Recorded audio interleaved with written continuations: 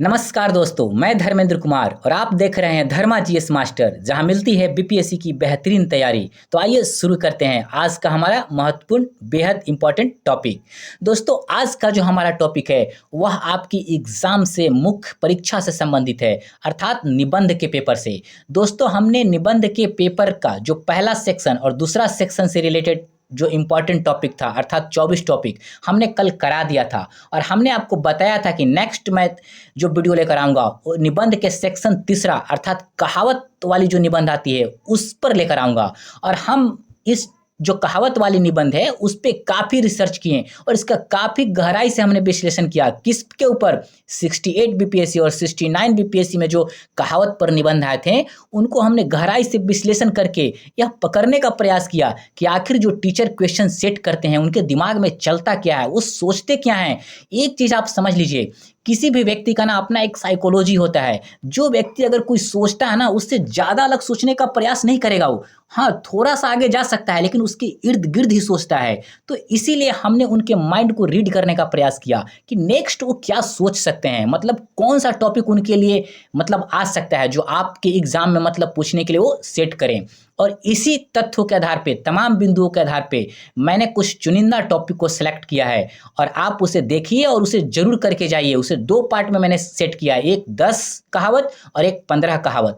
10 जो हमारा most important है, हो सकता है इस 10 में से ही आपको एक या दो दिख जाए, क्योंकि ये 10 जो तैयार किया गया है इनके मतलब इनके क्वेश्चन की प्रवृत्ति को विश्लेषण करके उनके माइंड को मतलब क्वेश्चन के माध्यम से मैंने उनके माइंड को रीड करने का प्रयास किया और उस आधार पे मैंने इस कहावतों को तैयार किया है। तो चलिए आपको बताते हैं। सबसे पहले 1 मिनट मैं आपको बता दूंगा कि हमने जो प्रश्न पत्र का विश्लेषण किया उसका मापदंड क्या था। पहले मैं आपको यह बता देता हूं। अब देखिए, हमारा जो मापदंड क्या था, 68 बीपीएससी और 69 बीपीएससी जो कहावत वाले निबंध है, आप याद रखिएगा कहावत वाले की बात कर रहा हूं, क्योंकि जो सेक्शन 1 सेक्शन 2 का मैंने कल आपको बता दिया था। नहीं देखे होंगे तो आप जाकर उसे देख लेंगे। अब देखिए, जो कहावत वाली 68 बीपीएससी और 69 बीपीएससी में जो आया था उसका बिंदु क्या था विश्लेषणात्मक तरीके का। कुल प्रश्न 4, मतलब एक में 4 और इसमें 4, मतलब 8 कुल। अब देखिए प्रकृति इसकी कैसी थी। सभी कहावतों को देखेंगे मैथिली भोजपुरी लोक आधारित थी, जिनका अर्थ जीवन, समाज, नैतिकता और व्यवहार से जुड़ा हुआ था। अब जब खुद विश्लेषण करेंगे ना तो आपको लगेगा कि नहीं सच में मतलब ऐसा ही है। मतलब उनकी ना साइकोलॉजी मतलब मन जो है ना इसी के इर्द गिर्द मतलब प्रश्न सेट करने का ना चल रहा था। अब देखिए दोहराव इस निबंध में आपको क्या देखने को मिलता है, तो चलिए आपको समझाते हैं। 68 बीपीएससी और 69 बीपीएससी दोनों में जो प्रश्न पूछने का तरीका है ना वो एक ही है। भले ही निबंध अलग है लेकिन तरीका एक ही है, मतलब उनका जो ट्रेंड है। और यह ट्रेंड ना बहुत ही मोस्ट इंपॉर्टेंट है। आप इनके ट्रेंड को पकड़िए, आपका एग्जाम काफ़ी आसान हो जाएगा। अब इन निबंध का ना थीम क्या था, अब चलिए थीम को देखते हैं। हमने कितने मापदंड पर इसका विश्लेषण किया है मैं आपको बता रहा हूँ, तब आपको पता चलेगा। अब देखिए थीम का मतलब क्या होता है। थीम का मतलब होता है किसी भी रचना का केंद्रीय विचार, मतलब जो निबंध है उसका केंद्रीय विचार क्या था, मतलब 8 निबंध का पूछने का उनका। तो देखिए भाषा का महत्व, निर्णयहीनता की विफलता, अधूरी तैयारी, बिना जिम्मेदारी के नेतृत्व, मतलब इन निबंधों का ना उनका यह थीम था। अब शैली इनकी कैसा था इन 68 बीपीएससी और 69 बीपीएससी में, तो कहावतें लोक प्रचलित है लेकिन अर्थ इसका काफ़ी गंभीर है और दर्शन पूर्ण है। और इन सारे मापदंडों पर हमने उसका विश्लेषण करके आपके लिए लाया हूँ इंपॉर्टेंट कहावत। तो चलिए देखते हैं। अब देखिए 2000 मतलब 17वीं बीपीएससी के लिए जो संभावित निबंध है, तो चलिए देखते हैं। 68 बीपीएससी और 69 बीपीएससी में एक ही तरीके का ट्रेंड को दोहराया गया है, इसलिए आप 17वीं बीपीएससी 2025 में देखिएगा। एक चीज समझिए, 17वीं बीपीएससी में नई कहावत आने की प्रबल संभावना। आप तो नया कहावत का मतलब समझिए, पहले पहले इसको पूरा मैं पढ़ देता हूँ फिर बताता हूँ। नई कहावत आने की प्रबल संभावना है।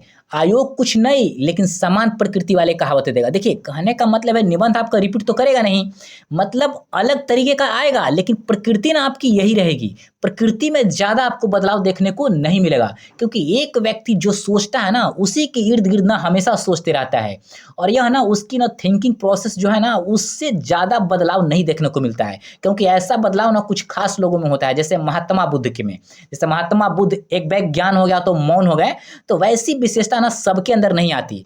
तो जो व्यक्ति जैसा सोचता है ना और जिस तरीके का प्रश्न सेट करता है, ट्रेंड जो चलता है उसके इर्द गिर्द ही वो चलता है। इस चीज को ना आप याद रखिए और इस आधार पर मैं आपके लिए कुछ टॉपिक बताने जा रहा हूं। तो चलिए देखते हैं। अब देखिए जो चयनित कहावतें जो आपकी तैयारी के लिए सुरक्षा कवच बनेगा। अब देखिए सुरक्षा कवच मैं क्यों बोला हूँ, क्योंकि मैं उन ट्रेंड के आधार पे 10 मतलब 10 चुनिंदा टॉपिक हमने तैयार किए हैं आपके लिए। यदि 10 आप कर लेंगे तो एक या दो आपको यहीं से मिल जाएगा, एक्स्ट्रा करने की ज़रूरत नहीं है। इन 10 को तो आप बहुत अच्छे से करके जाएंगे जितना ज़्यादा हो सके। और जिसको कुछ भी नहीं पता है इस सेक्टर में, मतलब इस सेक्शन में कि हमें क्या करना है, वो इन 10 को मतलब ना जितने भी पॉइंट सेक्शन में है ना क्या क्या लिखना है, एक पॉइंट बना के उसे रट जाएंगे। और यकीन मानिए 99%, क्योंकि 100% कुछ भी नहीं होता, ठीक ना। 100% तो अपनी जीवन का भी मतलब गारंटी नहीं है कि आज है कल नहीं रहेंगे, लेकिन 99% इसको आप 100% भी मान सकते हैं व्यवहार में। देखिए दो तरह का सत्य होता है, एक व्यवहारिक और एक परमार्थिक। तो मैं व्यवहारिक तरीके से आपको बता रहा हूँ। व्यवहारिक तरीके से ना आप इसको मान लीजिए 100%, मतलब 100% संभावना बनता है ना कि आपको यहीं से एक आध मिल जाए। लेकिन जो ज़्यादा तैयारी किए हैं वो इन 10 के अलावा भी एक्स्ट्रा कर लेंगे, और वो जो 15 जो मैं दिया हूँ एक्स्ट्रा उसे भी कर जाएंगे, जिससे वो पूरी तरीके से सुरक्षित रहेंगे चाहे जैसा भी हो जाए। चलिए देखते हैं अपना मतलब चुनिंदा जो टॉपिक है आज का हमारा। पहला, नाच न जाने आंगन टेढ़ा, मतलब दूसरे को दोष देना, आत्ममंथन का भाव। अब देखिए निबंध का टॉपिक यह रहेगा, यह इसका ना मैं अर्थ बता रहा हूं, ये मत समझिएगा कि पूरा निबंध का टॉपिक है। नेक्स्ट, सेकंड नंबर, ऊंट के मुंह में जीरा, अपर्याप्त संसाधन बनाम विशाल आवश्यकता। अब देखिए तीसरे नंबर का जो निबंध आप करके जाएंगे, थोथा चाना बाजे घना, दिखावा और वास्तविकता में अंतर, मोस्ट इंपॉर्टेंट है। चौथा, 100 सुनार की एक लुहार की, निर्णायक कार्य का प्रभाव, इसे भी आप करके जाएंगे। पांचवा, चिराग तले अंधेरा, नजदीकी की अनदेखी। अब देखिए इसको भी आप करके जाएंगे, मोस्ट इंपॉर्टेंट है। 6 नंबर पर, घोर घर का जोगी जोगरा, आन गांव का सिद्ध, मोस्ट इंपॉर्टेंट, अपनों की उपेक्षा करना। नेक्स्ट 7वें नंबर का निबंध, अब देखिए जैसी करनी वैसी भरनी, कर्म का फल, आपके लिए मोस्ट इंपॉर्टेंट है। नेक्स्ट 8वां, एक मछली सारे तालाब को गंदा करती है, सामूहिक बदनामी और व्यक्तिगत दोष इसका अर्थ होता है। अब नेक्स्ट, बंदर के हाथ में उस्तरा, अर्थात अयोग्य व्यक्ति के हाथों में सत्ता। 10 नंबर का जो निबंध है, अधजल गगरी छलकत जाए, कम ज्ञान वाला व्यक्ति अधिक बोलता है। देखिए जिसके पास ज्ञान कम होता है ना वो इतना ज़्यादा बोलेगा ना कि आप उससे थक जाएंगे, लेकिन जिसको ज्ञान की प्रकाष्ठा तक पहुंच जाता है ना वो चुप हो जाता है। जैसे महात्मा बुद्ध ज्ञान के बाद क्या हो गए थे, मौन हो गए थे। शंकराचार्य जब उनसे कोई भी सवाल पूछा जाता था तो क्या बोलते थे, नेति नेति। कहने का मतलब है कि एक लेवल पे व्यक्ति ना जाकर मौन हो जाता है क्योंकि ज्ञान की उसकी प्रकाष्ठा हो जाती है। तो आपको इस संदर्भ में आपको बताना होगा कि जिसके पास ज्ञान की कमी होती है ना वो ज़्यादा, गाँव में बोलते हैं बकर बकर करना। अब देखिए हमने ना निबंध को 2 पार्ट में बांटा है, एक देखेंगे हमने गुलाबी कलर से किया है और एक दूसरे कलर से। अब इसके पीछे के ना आप मतलब अर्थ समझिए, ये 10 आपके लिए मोस्ट इंपॉर्टेंट है। इसको 10 को एनी हाउ मतलब कैसे भी करके जाना है, याद रखिएगा 100% इसको करके जाइए, क्योंकि इसी 10 में से आपको एक या दो मिल जाएगा। याद रखिएगा इन 10 को पक्का अच्छे से करिए, बाकी नेक्स्ट को भी आप अच्छा से कर लीजिएगा। अगर जिनको कुछ भी नहीं पता है वो 2-4 लाइन सबके बारे में जान लेंगे, लेकिन जिनकी अच्छी तैयारी है वो इन 15 को भी अच्छे से करेंगे। चलिए देखते हैं इन 15 को। अब देखिए, जैसा देश वैसा भेष, 11वें नंबर, हर स्थान के अनुरूप ढलना चाहिए। 12वें, अब पछताव होत क्या जब चिड़िया चुग गई खेत, समय निकलने के बाद पछताना व्यर्थ है। 13वें नंबर, जाके पाँव न फटे बिवाई, वो क्या जाने पीर पर आई, जिसने दुख नहीं भोगा वो दूसरे का दर्द नहीं समझ सकता। मतलब जिसने कष्ट को देखा नहीं वो दूसरे की कष्ट को क्या समझेगा, है ना।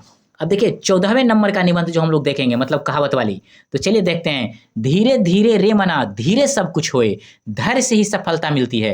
15वें नंबर का जो टॉपिक है, अंधेर नगरी चौपट राजा, अर्थात प्रशासनिक अराजकता। अब देखिए 16वें नंबर का, चोर की दाढ़ी में तिनका, दोषी की बेचैनी ही उसे दोषी साबित करती है। अब देखिए 17वें नंबर का जो आप निबंध करेंगे, जो मतलब जब जागो तभी सवेरा, अर्थात सुधार की शुरुआत कभी भी हो सकती है।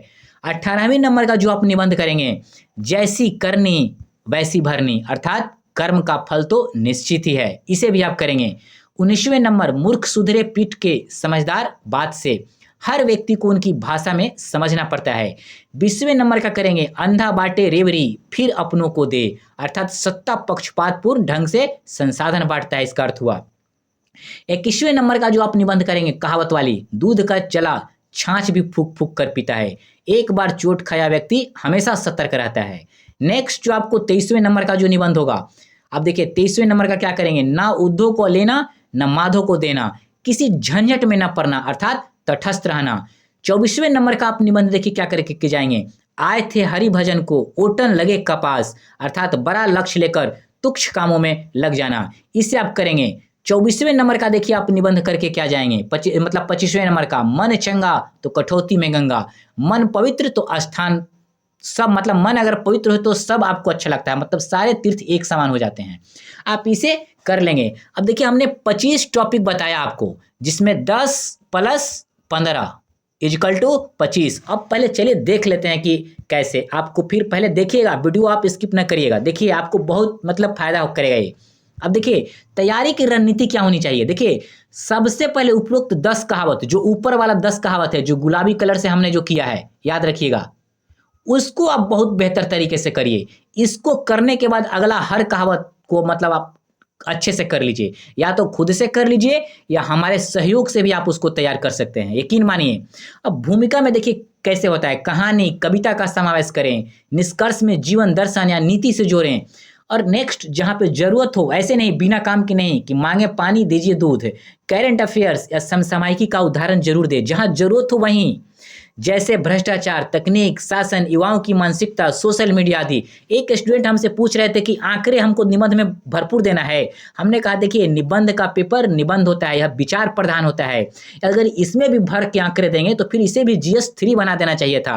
आप समझिए आयोग इसको निबंध का पेपर नाम क्यों दिया, क्योंकि यह विचार प्रधान होता है। आपको इसे इसमें ज़्यादा फैक्ट देने की जरूरत नहीं होती है, आंकड़े जहाँ जरूरत हो वहीं दीजिए। अब निष्कर्ष के तौर पर मैं आपको समझाता हूँ कुछ। देखिए यदि ऊपर दी गई 10 कहावतों पर आप सशक्त तरीके से आप पढ़ लेते हैं 10, तो यकीन मानिए कि आप सुरक्षित रहेंगे। पहले 10 को आप करिए, उसके बाद 15 को करिए।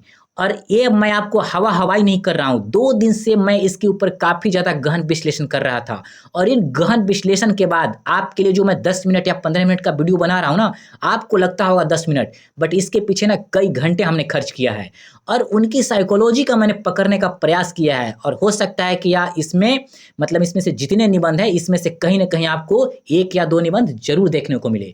दोस्तों हमारे चैनल को सब्सक्राइब जरूर करें, और मैं इनमें से कुछ निबंध को जरूर कराने का प्रयास करूंगा, और इनमें से कुछ निबंध को हमने करा भी दिया है, आप उसे जरूर देखेंगे हमारे यूट्यूब चैनल पे, और आप टेलीग्राम से जुड़ जाइए, वहां पे इसका PDF मिल जाएगा। तो दोस्तों मैं नेक्स्ट वीडियो में लेकर आऊँगा कल एक निबंध का, तब तक के लिए बहुत बहुत धन्यवाद। बट जाते जाते एक बात और बता जाता हूँ कि 10 निबंध प्लस 15 निबंध इजकल टू 25, इस पे आपका फोकस ज़्यादा रहना चाहिए, क्योंकि इसीलिए मैं इसको मतलब काफ़ी ज़्यादा इस पे जोर कर रहा हूँ, और इसको भी कर लीजिएगा तो आप ज़्यादा सुरक्षित हो जाएंगे। तो चलिए दोस्तों वीडियो देखने के लिए बहुत बहुत धन्यवाद।